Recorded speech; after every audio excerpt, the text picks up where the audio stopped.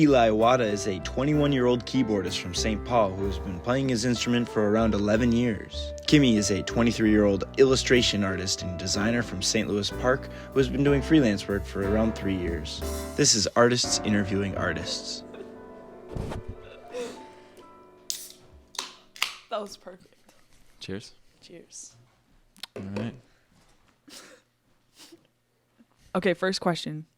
Why music? Why the keys? What got you started? That's a great question. I could talk about it forever. I'll keep it short for now. Music for me is definitely a form of therapy, I think.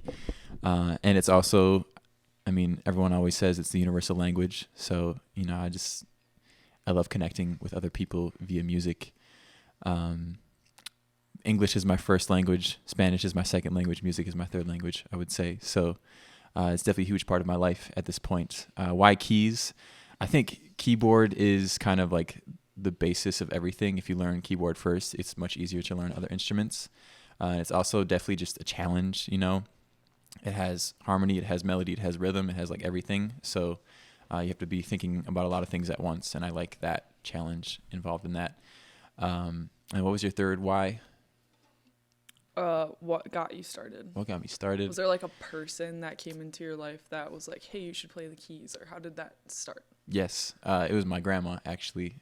She put me in lessons at this little school that was like 2 blocks from where I lived. My parents actually were against it because they thought that I would just like not practice and it would be a waste of money, waste of time. Really? I know. It's lame. Look at you now. I know. Yeah. And so my grandma was like, no, you got to put him in this school. It's going to be great. And the school ended up being like based in jazz, in gospel and stuff like that. So right away I started playing the music that I'm playing now. So very happy that it worked out that way. Yeah. You can say I told you so. Yeah, definitely. Yeah. Well, my grandma is saying I told you so to my parents for sure. Cool. All right. Well, I have a question for you. When did you first discover your passion and your talent for visual art? Shit. It started when I was really young. My mom likes to tell this story of when I was younger, before I could tell her what I was trying to say. So this is like pre being able to speak actual sentences. Mm-hmm. She would ask me to draw it for her instead. Cool. So I would like socks, for example. I'd be like, Mom, like I need this thing, whatever, however I was saying it. But she couldn't understand. So I would draw socks and then she'd be like, oh, you want your socks? I was like, yes. What would you draw it on? Just like anything? Paper. Oh, okay. We had this cabinet in my childhood house growing up that was just we always had printer paper in there. Oh, nice. So when I was like frustrated or upset or whatever, I would, my dad says I would run into the cabinet, like fling the door open, grab a piece of paper and a marker and just sit down and start drawing. Wow. So started very young. Up until middle school. So like when I was 12, I started playing volleyball really consistently. So I played volleyball up until I played through my sophomore year of college and then I quit. And then that's when I started doing art consistently again. Mm-hmm. So since then, that's how it started. I think that's why I'm so drawn to illustration. I would sit there and like draw my Pokemon cards. Yeah. Cool. Yeah. So I think and I would draw like Harry Potter and dragons and a bunch of weird shit. But very cool. Yeah, that's how it worked. Okay. What type of music is your favorite to play on the keyboard? I would say my main one is jazz, but I don't necessarily like to play like straight jazz, like swing stuff, like old stuff. I love listening to it, but lately I've been playing a lot of jazz, like fusion, so jazz and something else. So a lot of like jazz and neo-soul or jazz and R&B. I definitely have like those building blocks of jazz and like the jazz voicings and stuff. So I think I think jazz is at the root of everything, to be honest. And if you can play jazz, you can pretty much play anything else. So yeah, I guess that's my answer for that. Yeah. Do you think where you learned how to play when you were a kid had an influence on that? Yeah, definitely. Well, so I actually started learning, I was learning classical and like jazz gospel at the same time. So that was really beneficial. I think a lot of kids either learn either or. Either like you grow up in a church playing that kind of music or you grow up like learning classical, like sheet music and that kind of stuff. I actually learned by ear and kind of by reading, but I'm not a great like sheet music sight reader. I more learn by hearing something and imitating it. Yeah, that's kind of how I operate now too. And I think it's very beneficial because I can just hop up on a jam session, hear what's going on, and kind of do some guessing notes, and then like within a couple of seconds, like I'm in the jam just because my ear has been developed since I was very young. So you can always learn to read music later on, I think, but learning to use your ear in the beginning, I think, is super beneficial as a musician. Do most people do that, or do most people learn how to play sheet music first? I would say most people learn how to play sheet music because like there's like that pipeline where it's like you take private lessons, then you like join the school band, and like there's always sheet music for that kind of stuff. I was never like a band kid per se. Like I was always growing up at that school. It's called Walker West, and I was doing like ensemble stuff there, which is, I mean, you don't use like sheet music necessarily where like everything's written out. It's more charts, meaning the chords are laid out for you and there's like a melody line, but that's it. Like you don't have to, it's not like both hands on there and you have to play exactly what it says. There's more room for interpretation and for improvisation. So I definitely prefer that kind of sheet music. But yeah. Interesting. Let's keep moving. I don't want to steal the spotlight. All right. How would you describe your own unique genre of visual art? I think you have a very, very distinct visual style. So tell me about it. Yeah, I guess the best way to describe it is it's kind of like brain throw up. Like it's a bunch of things that I like all mashed into one. So it's kind of like the perfect storm of things. Since I was a kid, I've always been really inspired by graffiti art, and my art, I don't claim that my art is graffiti art by any means, but it's definitely influenced by the style of the colors, the movement and the flow of letters, the boldness and crisp lines for sure. And then psychedelics. Yeah, cool. So yeah, when I was like 18, 19 to 20, I did a lot of psychedelics, and that definitely changed the trajectory of my life. And yeah, I definitely find myself influenced by a lot of that, but also now nature has been a huge thing. So yeah, like I said, it's like a lot of shit. Yeah. Just kind of like, yeah. And then it's me. Then that's Kimmy's art. Totally. Did you ever create on psychedelics, or how do you like retain those images that you see on psychedelics? Yeah. So it's never usually like while I'm tripping. It's really hard for me to like take what I'm thinking and feeling in the moment and then try to put it on paper. Sure. It's always like in the 30 minutes afterwards, I would say. Oh, okay.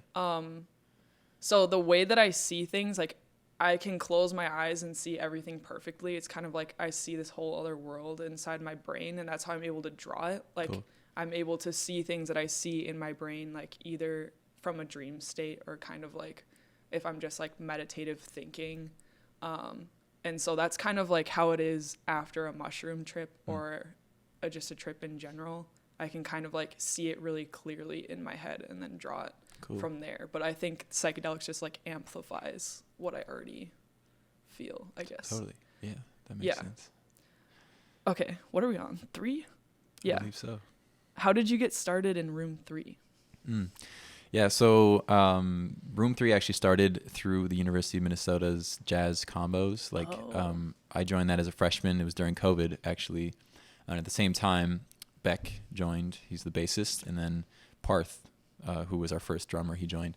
And we were like the rhythm section. There were also horns in that group. I think it was a 5 or 6 piece. But the rhythm section felt super tight, bass, keys, drums. So we started meeting outside of the regular rehearsal times, and we first played a bunch of covers, but then we started doing like originals. And then we saw that the Battle of the Bands was coming up at the U of M, and that kind of was a catalyst to be like, let's actually make this an official group, and let's like see what happens if we join this. So we like sent in our like little demo recordings to them. We got in. And we ended up winning Battle of the Bands, which was like a huge, like our first performance was so Battle of the Bands. Shout out Beck, I see him smiling over there. Yeah, but it was awesome. It was really uplifting for us, really gratifying. Like that, our first performance was like given an award. So like from there, we started writing more. We started gigging more. Fortunately, at the end of that first summer, Parth had to move to New York. So we thought we were done. We even like on our Instagram, we made like a little post. We were like, thank you so much for your support. It's been a ride. Really appreciate it. But then the Angels brought us Rottweiler. His name is Colin Mitchell. He's a fantastic drummer, very experienced. So yeah, we took him in as our like official drummer, and he totally changed our sound. I would say it's fast and furious now, more so than before. We still have like our original sound, but the drummer always dictates kind of the feel of the group, I would say. So adding him has made it more fusion-y. Before it was more straight jazz, I would say, and now it's more like there's rock elements, there's R&B elements. He's super versatile as a drummer, so it can be anything that he wants, really. But so now we are the Room 3, and we're going to be releasing an album pretty soon. So be on the lookout for that. Wait, why does the drummer dictate the feeling of the group? Well, I don't know. If you think about it, like what's your tap of your feet to, like what you're moving to, it's always the drums. It's always that rhythmic element. And I mean, other instruments can add textures to that rhythmic element and add their own rhythms, but drums are always what draw you, like always anyone gravitates towards that, I think. And so like no matter what I'm playing or what Beck's playing, like Colin can be doing like something super chill, super open, and it feels totally different than if he's like going crazy like on the drums. So I just think that it's the loudest instrument and the most attention grabbing instrument, so that's why it kind of dictates. Yeah, it's the rock. It's the basis of everything, the drums. That makes sense. Yeah, that makes sense. Cool. All right. So your paintings, from what I've seen, are very dreamlike. We were kind of talking about this before. What are some common themes that you explore in your art, and what inspires them? Yeah, that's a good question. I feel like my art doesn't really have a theme, but the last time I said that, somebody was like, yeah, it does. I'm like, okay. I think the theme doesn't really come out until after, because it's always just, like I said, it's like brain throw up. So a lot of the things, it's like the things that I'm thinking about at the time, or the themes of my life at that time, tend to come out in the paintings. Right. Yeah, I think like that last one I did with the keys, that was inspired by you. Yeah, just like spending a lot of time around musicians for the first time in my life, like ever, definitely had an influence. And then I like to do character art too, so I think a lot of it is just a general reflection of me in my life at certain points. I feel like in a lot of your paintings there's like the style is the same, like you have like a lot of streetwear kind of in your characters. So I think that's really cool. That's a cool theme, I would say, in your art. Thanks. Yeah, totally. Okay. What are your future goals? Where do you see yourself going with the keys? Right now, I have a lot of stuff going on, so I'm not thinking too hard about where the music is taking me. My life is very compartmentalized right now. I'm a journalist. I'm a radio personality. Got music, got school, so there's just like a lot of different things I'm putting my energy into.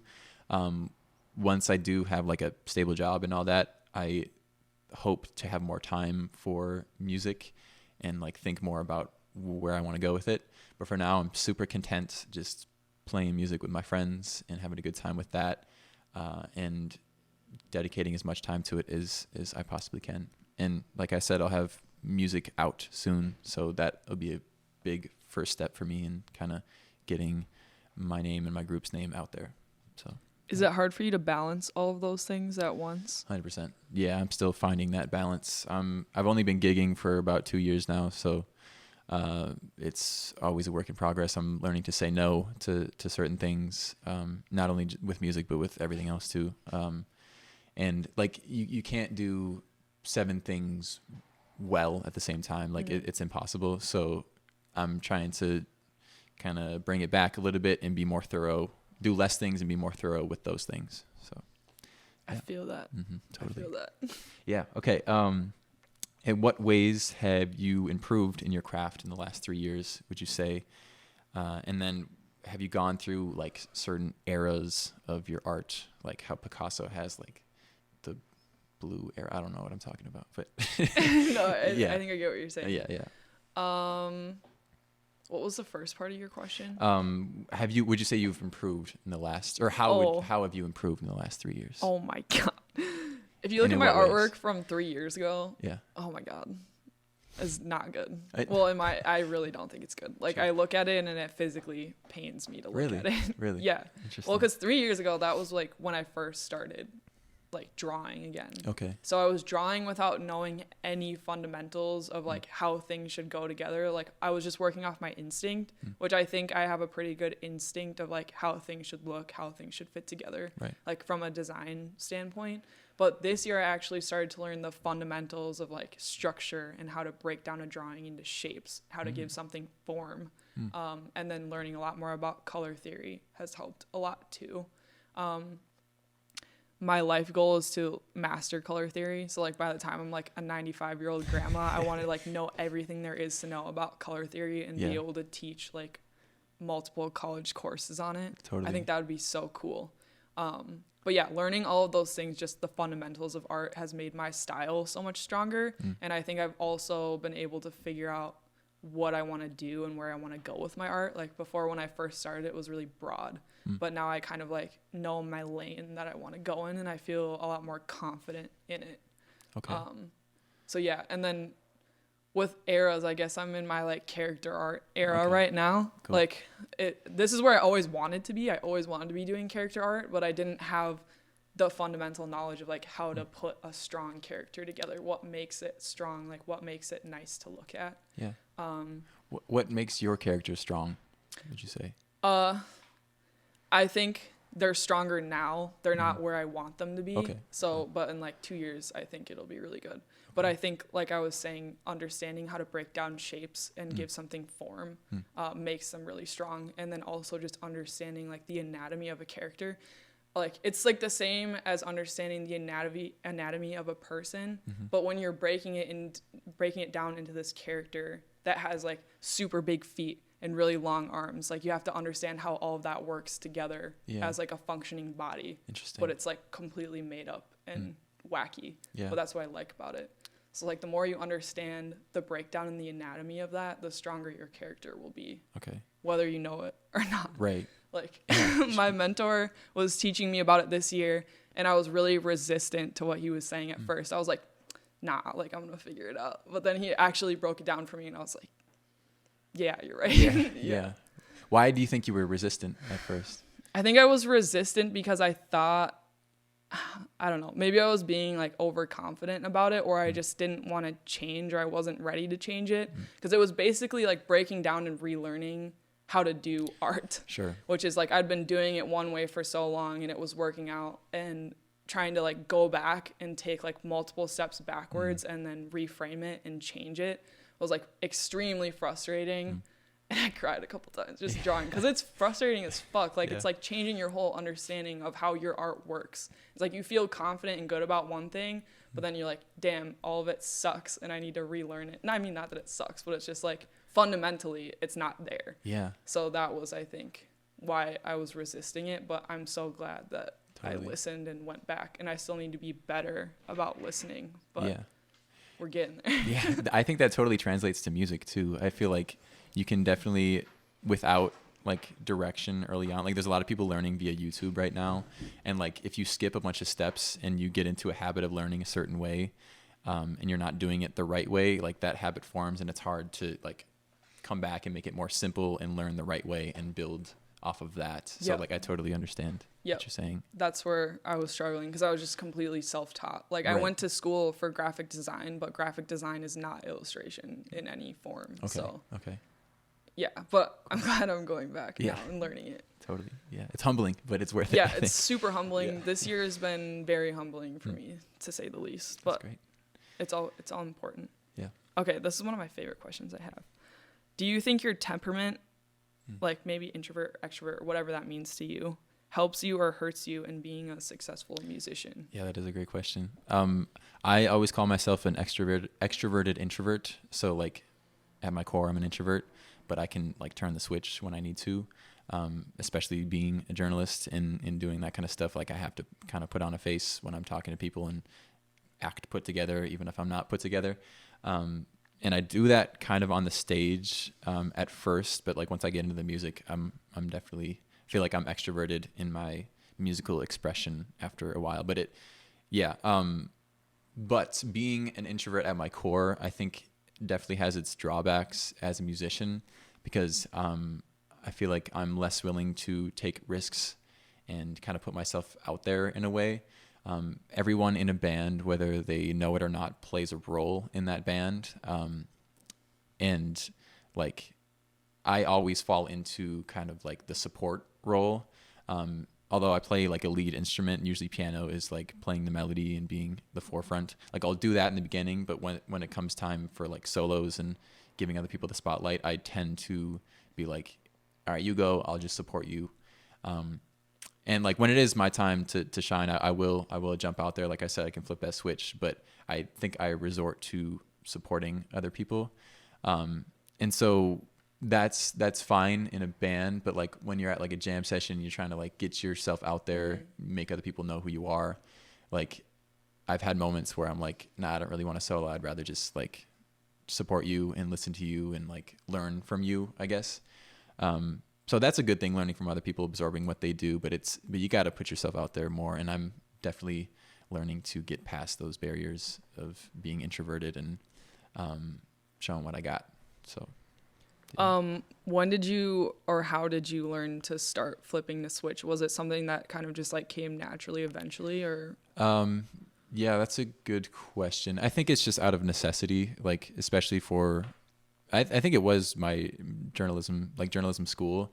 Like you just have to approach strangers and talk to them and like ask them vulnerable questions sometimes. And like, if I didn't do that, I wouldn't be able to turn in certain assignments. I was like, all right, I just got to do it. And, it's just practice, I guess. Like at first I was terrible at it. Like I would just like know the person I wanted to walk up to and talk to, but I would like just like sit there for a while, like thinking about exactly how I would phrase the question. And then I go up and fuck it up anyways. But, so yeah, it's just practice and getting more comfortable in front of strangers, playing a lot of shows, that kind of stuff. It's just, yeah, routine.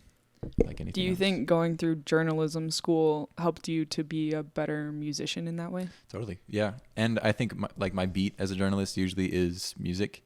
So again, I'm always learning and absorbing other people's music and their art. And like on the radio, I'm always interviewing bands and stuff. So I just learn about their process and kind of take what is applies to me, and think about it later. So yeah, totally. I would say so. That's so interesting. Yeah, definitely. Yeah, I know. It's weird how different mediums interact. Yeah. Yeah. Were you a really introverted kid? Yeah, totally. Yeah, I didn't always have like a lot of friends growing up. I always kind of kept to myself. And yeah. Same here. Yeah. I feel you. Okay. I feel you. I think a lot of artists are like that, to be honest. And like, you got to find some way to break out of it. So artistic expression, I mean, you don't have to say much, but you can show people stuff and yeah. And they're like, whoa, all that's going on in your head. That's crazy. Yeah. Yeah. The life of an introvert. Right. Seriously. Exactly. I feel it. Cool. So you were talking about color theory before. Can you explain to me what color theory is and how you apply it? Yeah. So color theory is kind of like the science and math behind art. I mean, there's a lot more to it than that. I mean, setting up a composition is like math in general. I like to think if you do it well, nobody notices. Like if you're looking at a painting that you really, really like, and maybe you don't really know anything about color theory, but you really like it, like that's probably because the artist understands the color theory and the math and the science behind art. Yeah. Whereas versus like you might look at something and be like, I don't really like that. Maybe they weren't following color theory or like put much thought into the actual like math and science behind it. Right. So I think that's why it's interesting. Like I've never really been a big math or science person in school. Like I liked physics and stuff, but I really, really am drawn to understanding color theory. I think because it's so challenging and understanding it is like, it's like addicting. It's because it is so complex and it takes a lot of knowledge and time and practice to fully understand it. But once you start doing it and applying it to your own art, it's just like everything makes sense. You look at the world completely differently. Okay. So yeah, that's why I like it. And I just love color. I like understanding how colors work together and how a certain color can make you feel a certain mood.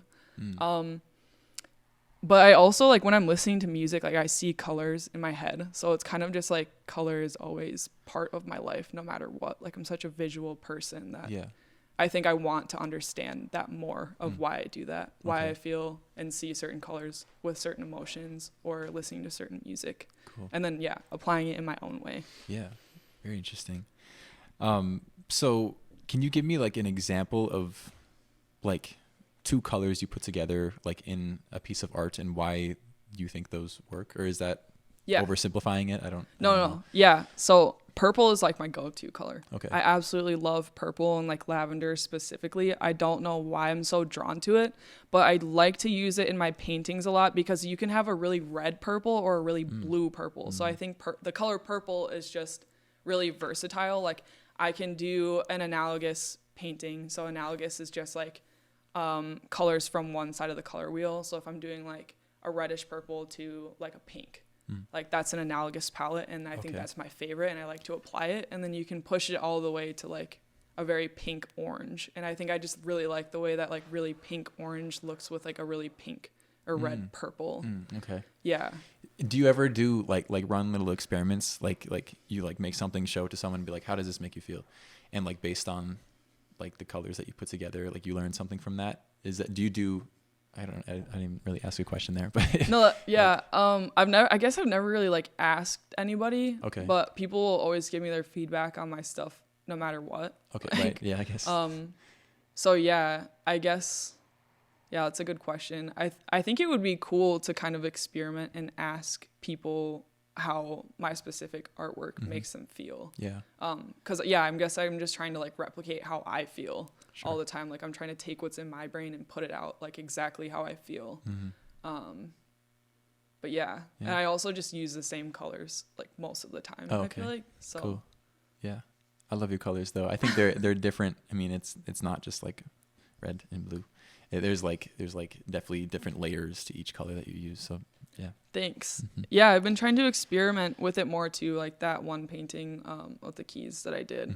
I was really trying to experiment with like underpainting and how when you paint one color on top of this blue background, how that changes the color and how that makes everything else fit. Yeah. Because if you look at one color, it could be completely different on so say you look at purple that's on a black background, but then you look at purple that's on a white background. Right. It Totally looks like a different. completely different color, but if you actually like go in and sample that color, it's the same one. Yeah. I was actually just working on a logo last night, and it was the same color red, but it was on like a black and white version of the logo and then a colored version. Same shade of red, but looked very pink in the colored version and very dark red in the black and white version. That's and cool. she was like, "Is that the same color?" And I'm like, "Yes, actually, Wow. it is the same color, but we'll have to like adapt." So we had to make the one on the black and white version like a little lighter of a red, so it matched. Like when you look at it, you're perceiving it as the same color. Totally. So it's not actually the same color, and that's why I really like color theory, because it's insane. That's really interesting because like in jazz, like people always talk about like context. Like if you play a wrong note, you can make it the right note based on the next note that you play.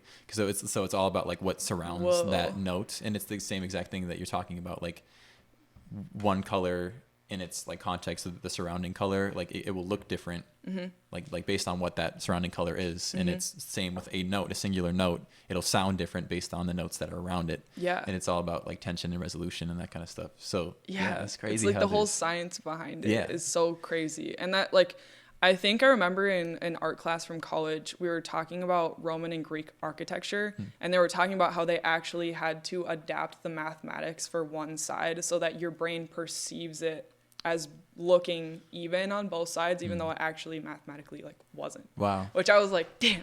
Yeah, so it's all about our perception of how we see things, and like how do you change it to make things one, 100%. Yeah.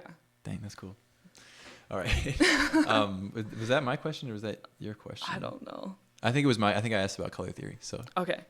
Yeah. What's your biggest challenge with the keys?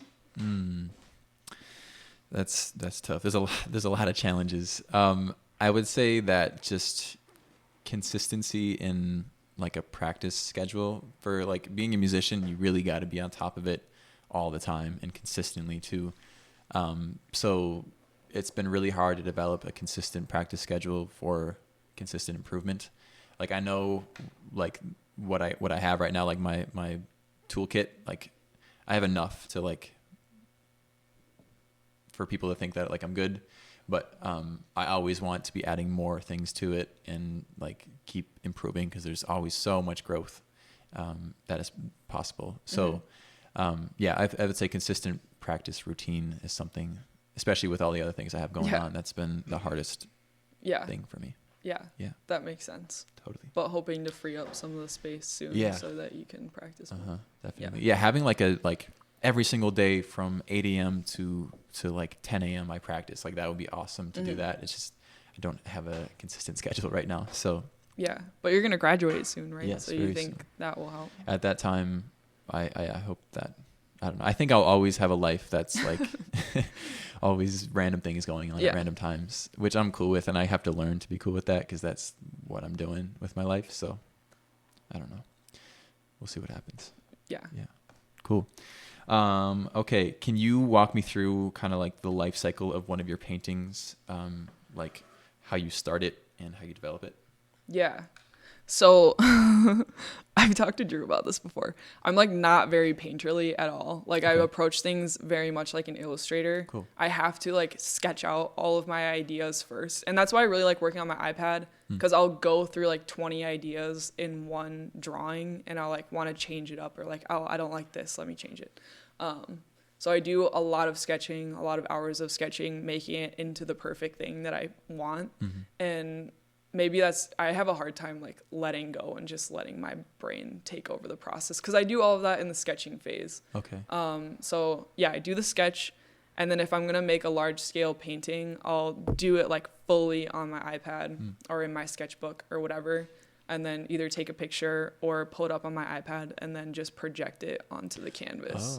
And that takes significantly less time. Sure. And yeah, it's like I tried just painting on canvas the other day and like just intuitively going with it and I hated it so much. So I kind of have just figured out that I'm the type of person that just like needs to do things from an illustrative point.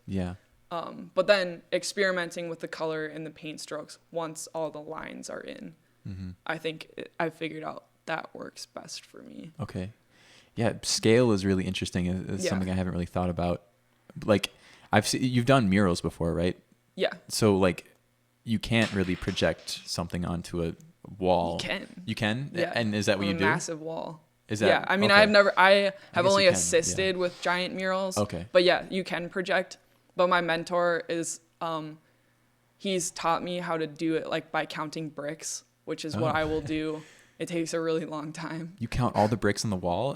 Well, and you grid it? So you take a picture of the wall that you're painting. Hopefully it's brick.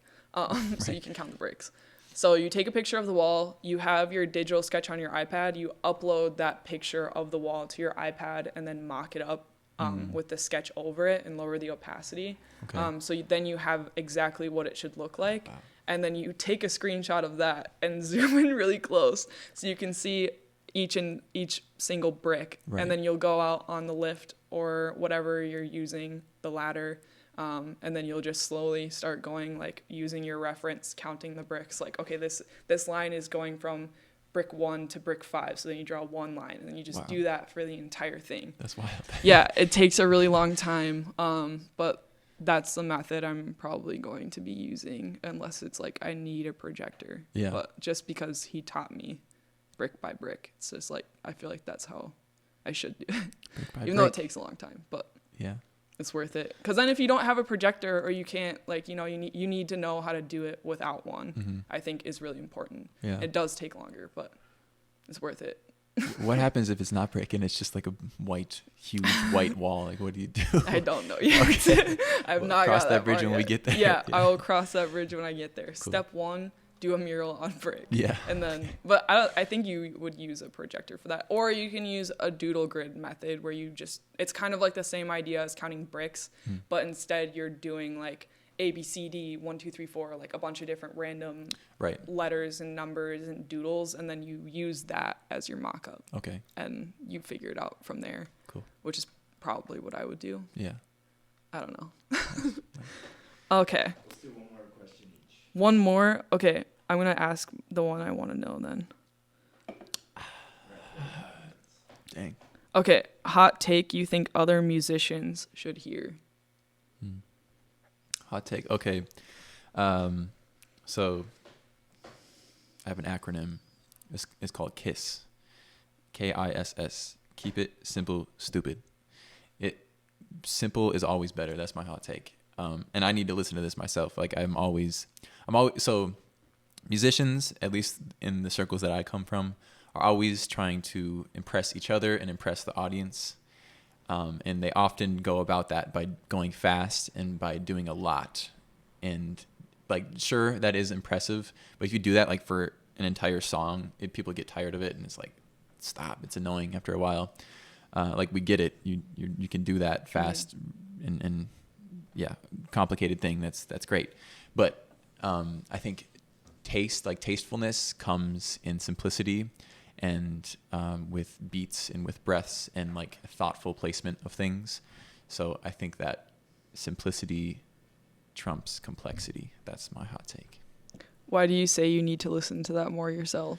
Because I don't know, like the music that I play is very flashy. And I think there's even a place for that in flashy music. But like jazz, there's like a kind of a culture of one-upping, and not one-upping, but like you show your chops when it's your time to solo. Like you show what you can do.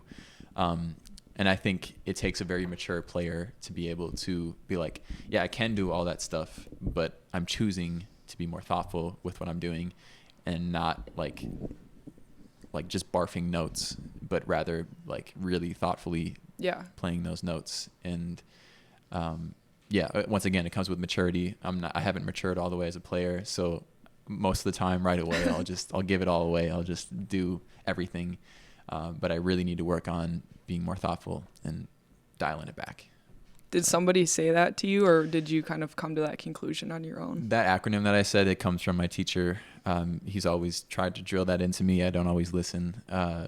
But yeah, and it's all about building too. Like if you start really fast and really complex right away, like you have nowhere to go. Mm-hmm. You can't move with that. So like starting a solo really simple and then getting into like that higher emotion, higher intensity stuff is much more impactful than just like right away just slamming it. And it's like, okay, that's too much. That's reckless. So yeah, William Duncan, shout out to him. He's a great teacher. Shout out to William Duncan. Mm-hmm. So it's just kind of like a lesson in patience. Yes, exact. Patience is huge for any art medium, I think, like you were saying. I mean, it's like for sure things take a while. Yeah. And you can't skip steps because it'll show. Okay, my last question for you. Let me pick a good one. Okay. So one thing I've focused on a lot in my art is finding my voice as a musician. Can you tell me about your process in finding your voice or your like style as a painter, illustrator? Mm-hmm. Yeah, I think for me, a part of it came just from how I grew up learning how to draw. Like I was drawing, not painting. So I spent hours and hours and hours drawing. So I think that definitely has a huge influence on just the way that I create in general. Also just my personality. Like I feel like I have more of a type A personality, especially when it comes to art. So it's like taking that into consideration. But then just like a matter of finding my style, which I feel like is symbiotic with my voice. That was a lot of just process of elimination. I was drawing like a lot. It just takes a lot of time to do the drawings and take the practice. But then once I was doing that one day, I made this drawing and I was like, that's it. I found it. So from there, I've kind of just been like staying in that lane, experimenting here and there, but kind of like taking that as the baseline all the way through. because that was what I liked, and it was kind of like something was telling me like this is what you need to do. Yeah. So yeah, from there, and then just paying attention to what I like, what I don't like, and then implementing it from there. Like character art is always something that I've loved, and that comes from my favorite artist, Gox. He does really, really cool character art. Cool. So yeah, I think just kind of like implementing all these things into one has helped me find my voice. I still think I'm finding it. I think I will be finding it my whole life, but refining it over and over again. Sure. Okay. Yeah. Yeah, so there isn't a final form. Like you're always just kind of just narrowing it down. Yeah. Like it's infinitely. Yeah. Okay. Yeah, Cool. totally narrowing it down. I think especially when I learn more about color theory too, my art will look different. Like still definitely the same, but yeah, more refined. Cool. Yeah, I'm excited to see it in like totally. 50 years from now, like what that shit's gonna look like. Yeah, exactly. Yeah. I'm excited to see how I sound in 50 years too. Yeah. Yeah.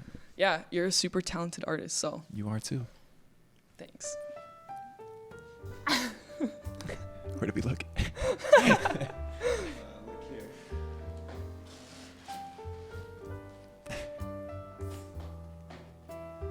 I didn't even drink it.